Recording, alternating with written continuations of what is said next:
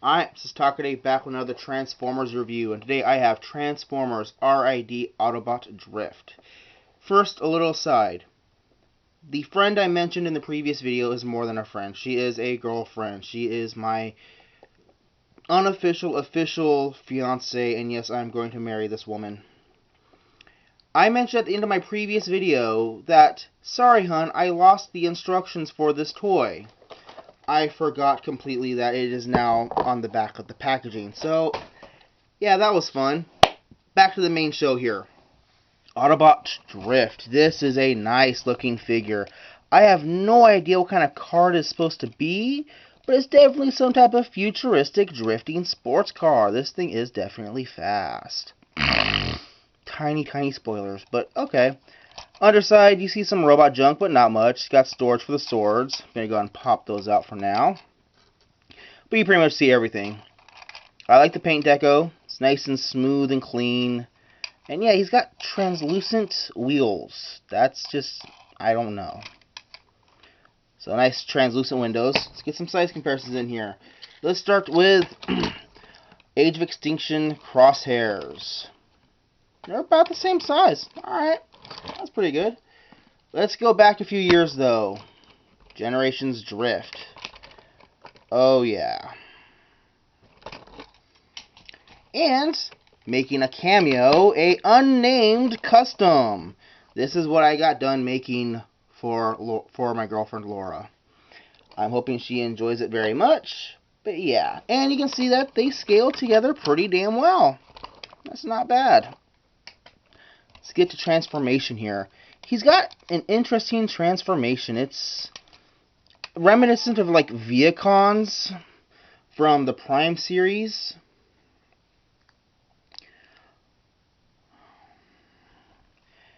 And you just fold the hood back, pull the arms out, spin them at the waist.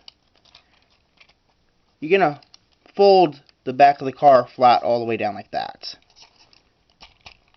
And then fold that down, break apart the legs,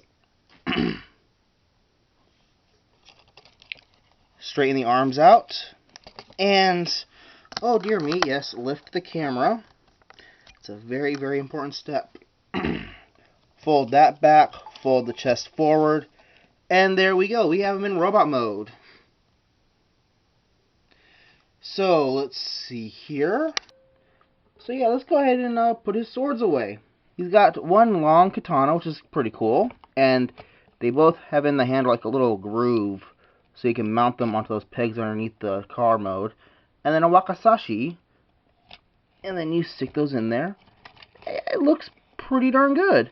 And he is posable enough that you can pose him.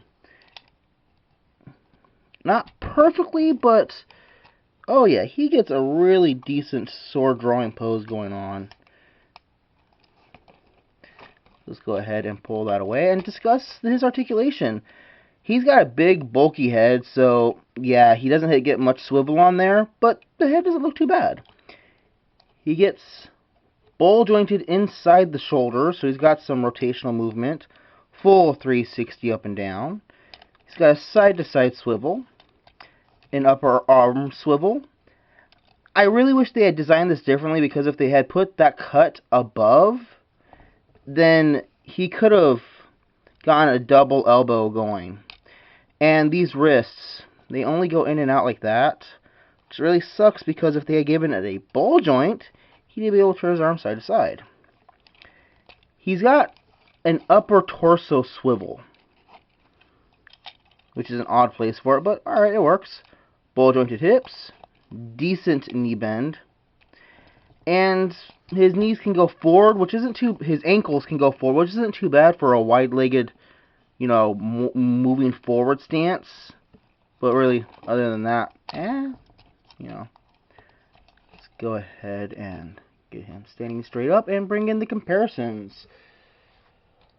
Let's go ahead and start with the current lines version.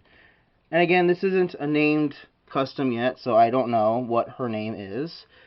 They're about the same height, and they, design-wise, look pretty good together. I can't say color-wise. I think they look good together color-wise. And I'll go ahead and, yeah, that's the Axe Minicon from the Power Core Combiner line.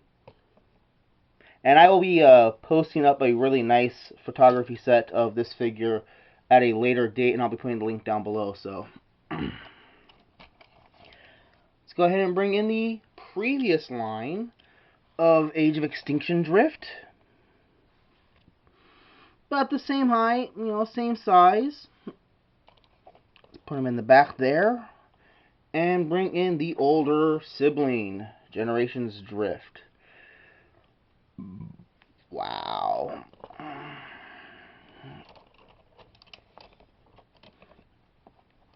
It's kind of interesting to see not only the size difference between the current drifts and the previous drift, but seriously how far they have upped the Asian motif is really bizarre. Although I like how on the current drift they've gotten rid of the weird armor and gone back to the wheel well design. I do like the wheel well thing going on there. So, this has been a review of Transformers RID Warrior Class Drift, and honestly, pick him up. He's a great figure. I think Strong Arm is a better mold, better toy altogether, but this one's still a really great figure too. I started off hating the line with the Grimlock and the Bumblebee and the Steel Jaw, but I think I'm going to enjoy this line. These are going to be fun. So, talk to you all later. Be safe.